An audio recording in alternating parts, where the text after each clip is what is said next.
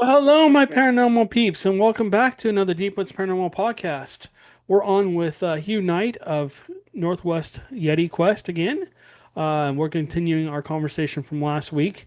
And then he's going to basically come on and kind of tell us about what he's going to talk about, and then we're going to get into it in more detail. So, Hugh, go ahead and tell us what you're going to talk about real quick, if you would. Yeah, well, last time we talked a little bit about the accident that I was in, and I believe we talked a little bit about that potential sighting at the beach and stuff like that. But my research actually had quite a few different discoveries, other than just the hair. There's been recently, I had my wife and kids out there with me, and that's when we found the hair, but we also found, the juvenile footprint. And on the way home, I checked the game camera and found a blob of light, like an orb or a light entity of some sort that was on that game camera moving through the trees.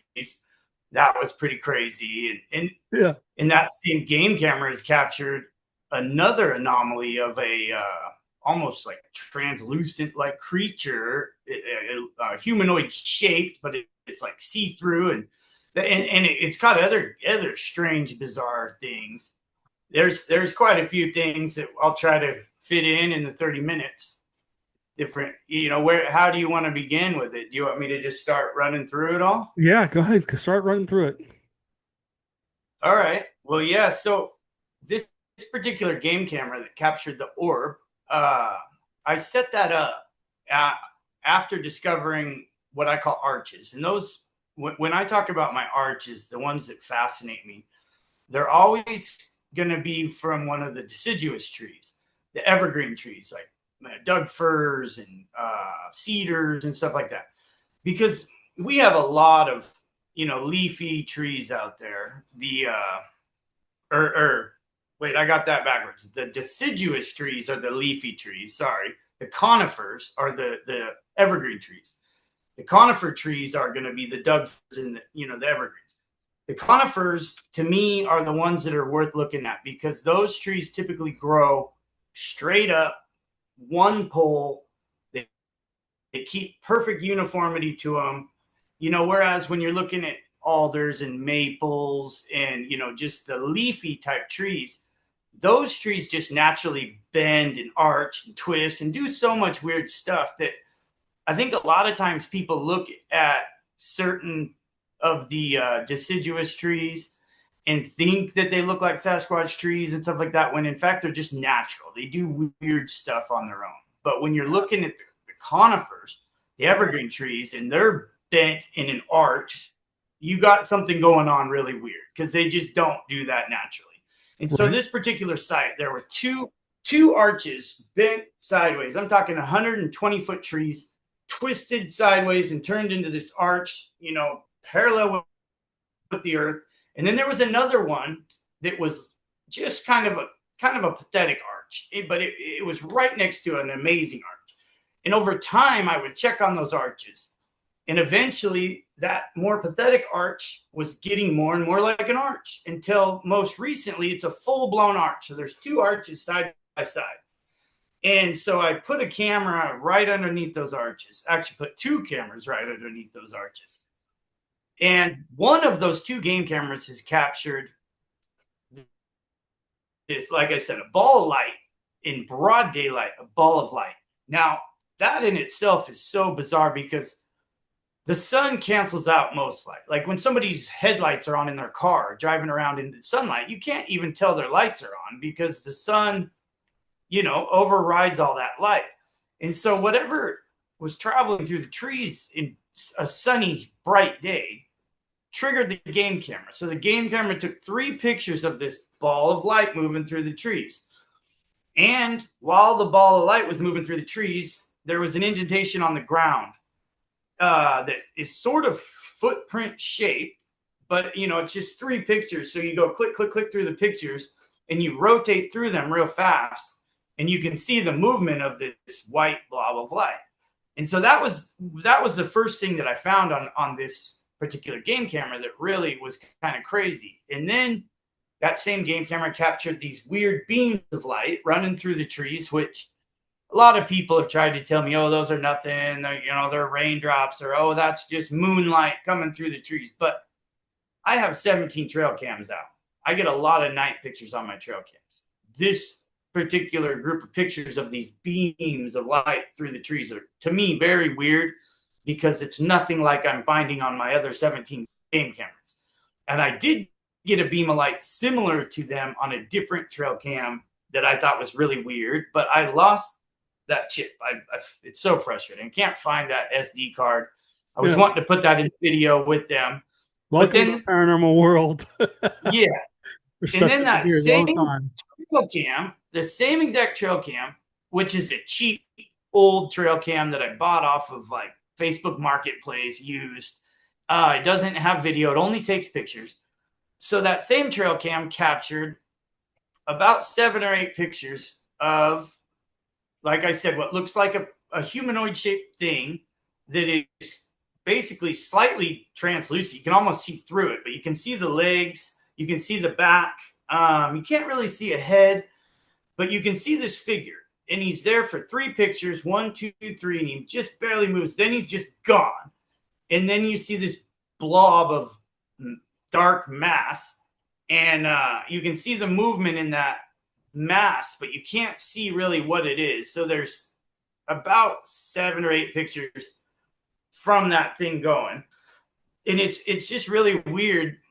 Out of all my game cameras, this is the cheapest, crappiest one. Yeah. No video, no nothing, and it's the one that's picking up all this weird, weird paranormal type stuff. And I have 2 of those exact models. And so I recently found a different site in my research area where there's 4 big, huge arches all concentrated right by each other. And then Yeah. there's a whole bunch of remnants of arches because sometimes these arches blow up when they're bending them. And you can tell when they blow up because you'll see the remnant of the broken tree up in the air and then the pieces of it on the ground where the tree shattered basically from them bending it. And Right. so I'm starting to think that there's really something to these groups of arches. I could be wrong, but I want to get that same weird cheap game camera set up by this group of 4 or 5 arches and see if it starts getting anything similar to what that other game camera is getting at the double arches. And other than those pictures, because those are some of my favorite trail cam pictures currently. But I recently had a different trail cam that it had some weird experiences on it too. When I checked the chip, camera photo 15, video 15, there was nothing there. There was a video 15, but I couldn't get any info. There was no date, no time, no anything. It was just like a blank hole in the chip. But according to the data, there should have been something there, but it was just nothing. So Yeah. then I went to number 16. And initially, I'm looking at the screen, number 16. I don't see anything. I'm expecting it. Then I go to the next picture, and I'm like, and then I go back to 16. And that's when I realized that there was and is something behind a tree. And all you can see is, possibly the shoulder to a Sasquatch, but it's clearly there. There's something behind the tree with part of its body sticking out around the side of that tree. And so, it's definitely not like mind blowing, but there's definitely something behind that tree, Yep. seemingly That's what they hiding do. from the trail cam. That's what they do. They look like a tree. They'll stand Yeah, there and just look like a tree. They'll peer out and go, oops. And they'll just yeah. stop and freeze. No, And then I wish there was the a camera goes face. off and Yeah, then they'll duck back yeah. or go And down on then, their floors or down on their tummy. Oh, yeah. yeah, that same chip, that same trail cam. So when I came to that trail cam to check the footage, I like to come up the backside of my trail cam so then I don't have a picture of me I have to delete. So Right. if I can sneak up on back of them, that's how I do it. So I'm coming up behind the trail cam and I go to unclasp the little thing and open it, and the clasp broke. And so I had to use this big giant hunting knife that I had, and I'm prying the clasp off this thing. So the camera's moving up and down like this. And Yeah. while it's moving like this, off in the bushes, these two reddish, orangish, kind of amberish colored eyes, dots, peek around a tree, and they fade in and out as the camera is moving around, and it almost seems like they're blinking or disappearing or something. Yep, they're probably And blinking or closing. yeah, It's, if their eyes, which I mean, it's very weird, and I'm saying if because I don't like to say anything's definitive in this world. But if their eyes, whatever that thing is, it was looking at me, watching me struggle with my trail cam, and that all these things that I'm mentioning right now are actually up on. I believe that's my most recent video on my channel because I took all these game camera anomalies and just made a video kind of with all of them in there. And his link to his YouTube channel will be in the description below, whether you're watching the audio podcast, listening to audio podcast, or watching the video podcast. So, all right, keep going. and yeah, in that same video, there's one more video that it's weird. It's really weird because it's from an area called Dead Canyon, and I was recently in Dead Canyon. Did I talk about Dead Canyon on our interview where I we don't found know. the elk, the slaughtered elk? Do you remember me talking about a No, slaughtered elk? I don't remember Okay. talking about that. So my buddy Joe and he was out on mission with me. He spent probably about 5 or 6 nights with me this past summer on 2 different trips up in the mountains. And I took him down into Dead Canyon, and we found an elk that had been completely and totally butchered. All that was left of it was a skeleton, but everything was there. And The legs and everything were there.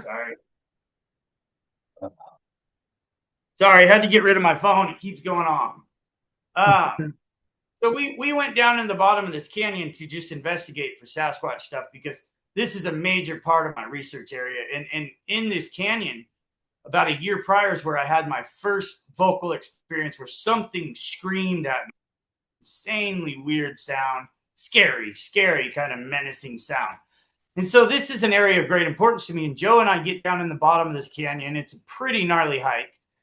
And immediately he finds this elk skull. It's actually right here. This is the skull and rack to the elk. And the entire skeleton to this elk was there. And this is a bull elk. Like this is probably like I don't know, a 600-700 pound animal, maybe more. I don't even know. Yeah, Big. they're not small. Elk are Yeah. huge. They're like a car almost. Yeah, exactly. They're like the size of a horse with big old antlers on them. And so something had killed this elk and had picked every piece of meat off of it. I mean, all it was a skeleton, the rib cage, the skull, or all that.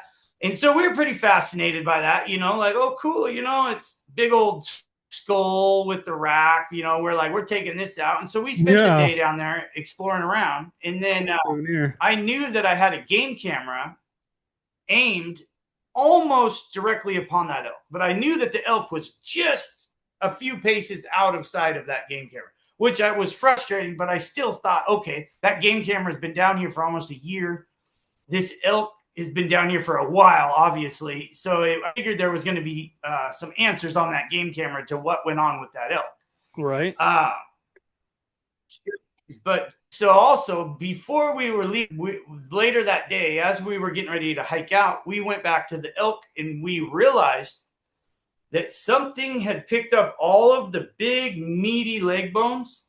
And these are big bones. Like I was amazed how big these bones are. They were cow bones if I would have found those in a field.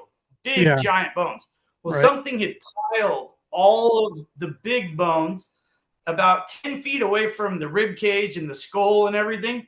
And so there was a pile of big, meaty bones right up here. And they had all been moved very recently because they were laid down on top of long grass. Grass won't grow like that. Grass right up around stuff. So the way they were laid upon the grass showed that they probably had only been moved in the last couple of days, maybe even that day even. And that's how the grass was, by the way it was laid down. Right. So then we got to thinking about it, like what moves bones and piles them and separates bones like that, because a bear or a coyote, like, they don't think like that. They'll grab a bone and run off with it, but they don't organize and separate bones. And then we're looking around even more, inquisitively of everything.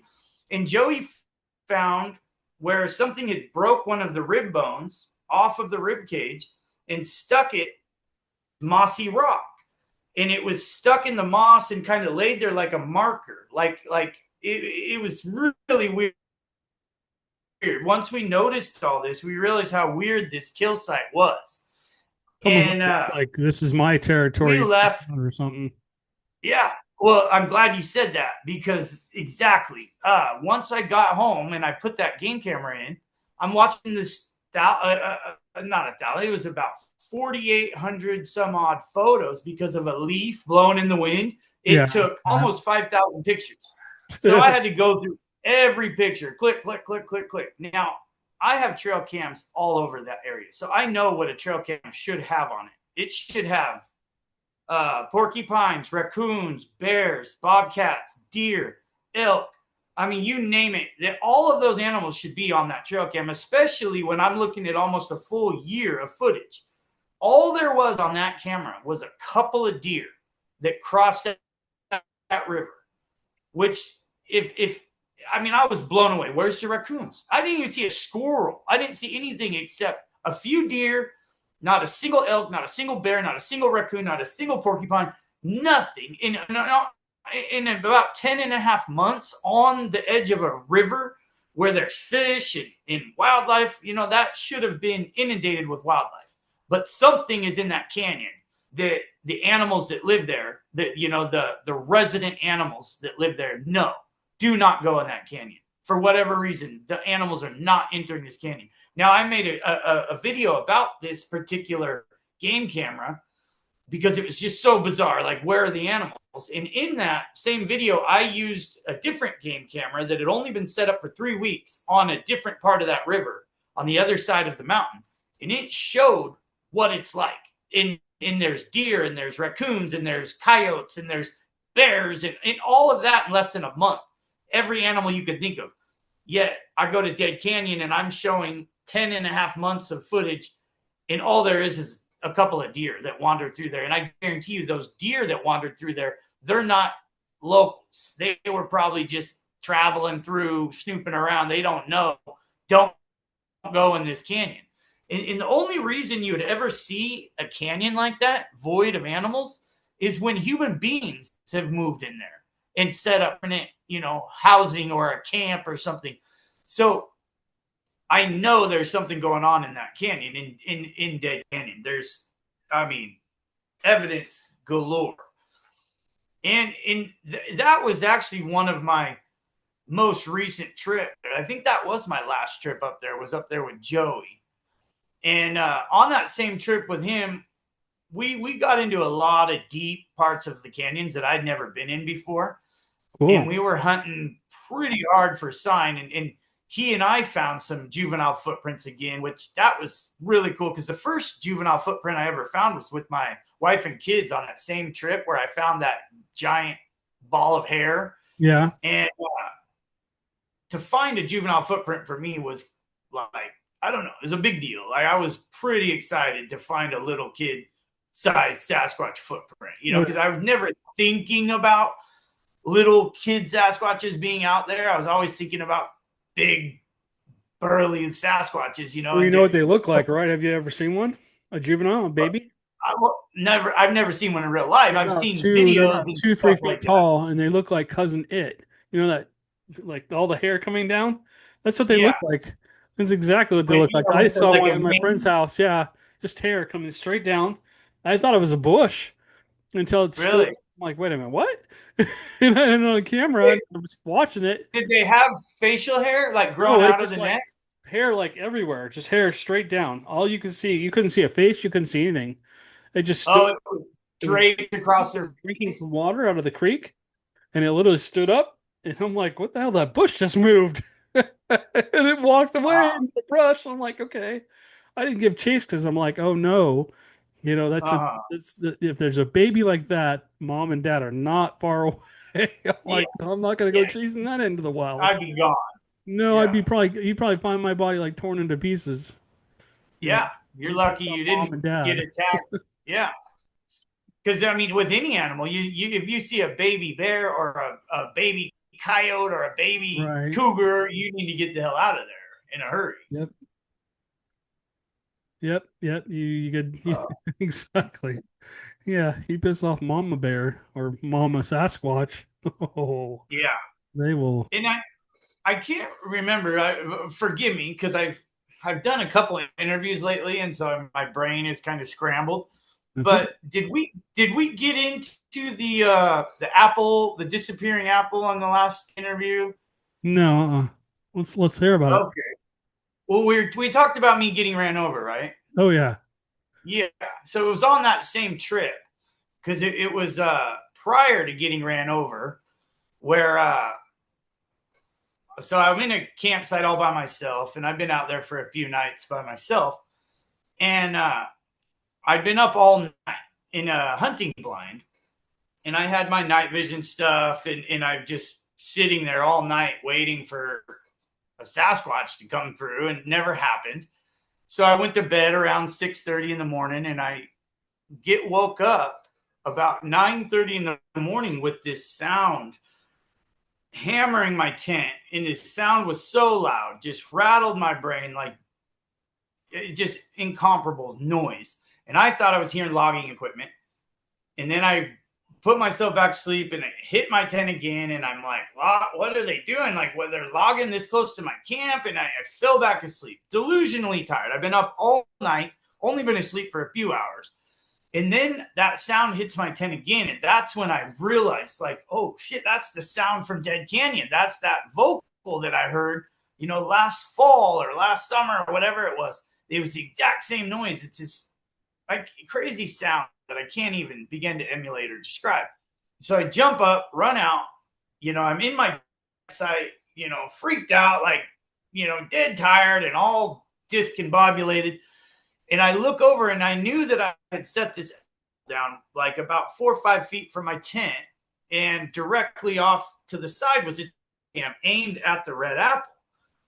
And so I knew that the apple was there when I first went to bed around sunrise, around 6:30 in the morning. And here it is about 9:40, so a few hours later, and I'm getting woke up by this crazy sound. The apple was gone. So, okay, I have a game camera. I'm gonna finally get something.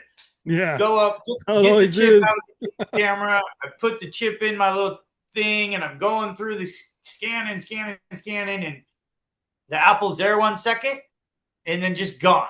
No Yeah. picture, no nothing, just gone.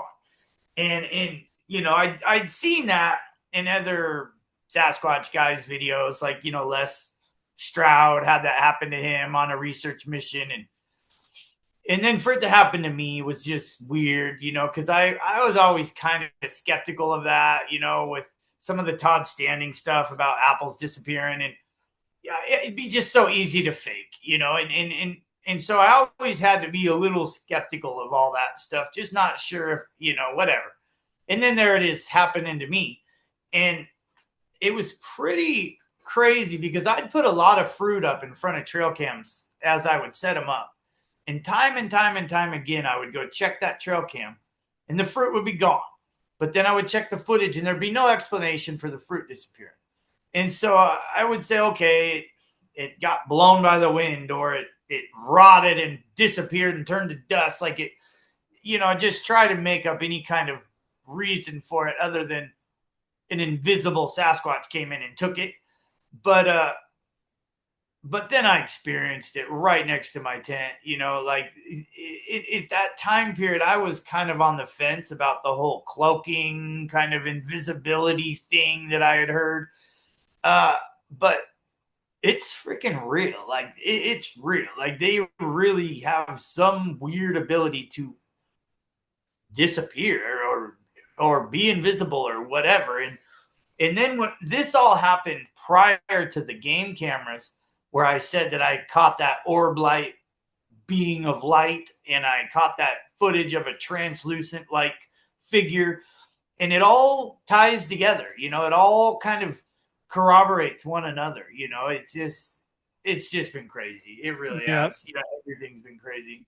definitely. I haven't been up in a while. I'm planning some missions up there in October. I hope I can get up there before then, but I have a friend coming in from Mexico actually, and he and I are going up to we're gonna do 2-3 nights up there in October. And I'm hoping to actually get up a couple nights ahead of him and get the camp all set up, and then he'll fly in, and then I'll have to go pick him up, meet somewhere, and then.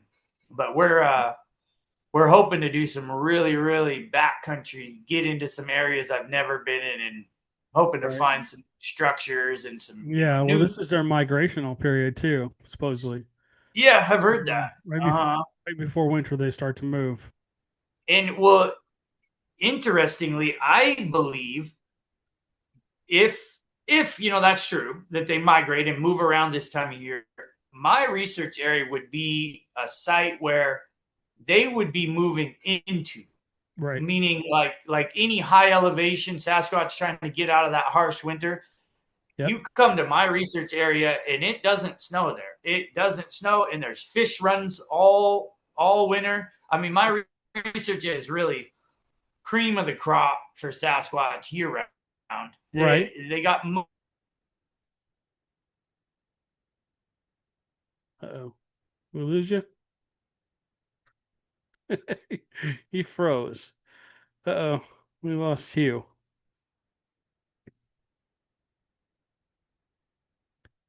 Not sure exactly what happened here. We're gonna try and get him back on, guys. Hold on. All right. So with that, we're gonna wrap up. Unfortunately, you guys missed a few of the things we were talking about, but yeah, we're gonna wrap up with Hugh, and we'll have him back on maybe in the future. He just sent out some hair samples, and we're gonna see what he gets. He also has some expeditions coming up, and we think that Bigfoot are maybe traveling through his area. So he's going to keep us updated on what's going on with that and see if he has any more sightings or any more activity or finds anything else, any structures or anything like that. And I just want to thank you again, Hugh. We appreciate you. Hugh Anytime. West, Thank you. sorry, Hugh Knight with Northwest Yeti Quest. Tie myself into tongue here. All right. Well, we'll catch you on the next one. I can see